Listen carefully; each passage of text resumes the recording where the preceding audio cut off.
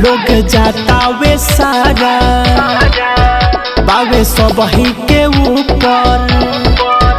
भोले जी के सहारा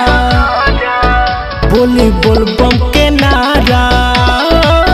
लोग जाता वे सारा बावे सबही के ऊपर भोले जी के सहारा ले ला बूटी भोले को मिली पावर चला ले ला बूटी भोले को मिली पावर चला चला चलो ये बम लेके चला चलो ये बम लेके कहावर चला चला चलो ये बम लेके कहावर चला चला चलो ये बम लेके बोला बोला बाबा बैजूनाथ की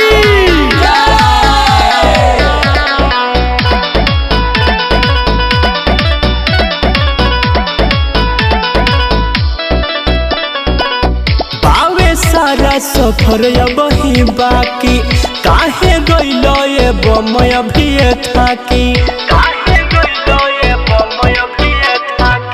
बावे सारा सफर अबही बाकी काहे गइलो ये बम अभी थाकी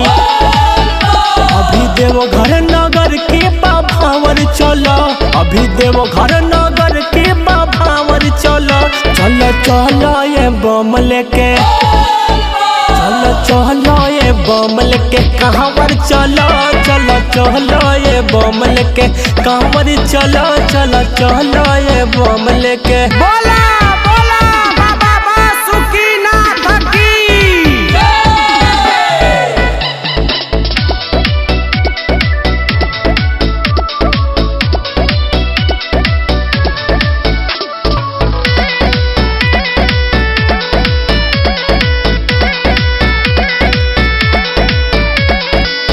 शिव के दर्शन से पाक होला जीवन सगरो मन जय होला निमन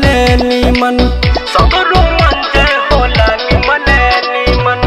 शिव के दर्शन से पाक होला जीवन सगरो मन जय होला निमन निमन मनुआइल सावनवा सुहावन चलो मनुआइल सावनवा सुहावन चलो चलो चलो ये बम लेके चलो चलो ये बम लेके कहावर चलो चलो चलो ये बम लेके कहावर चलो चलो चलो ये बम लेके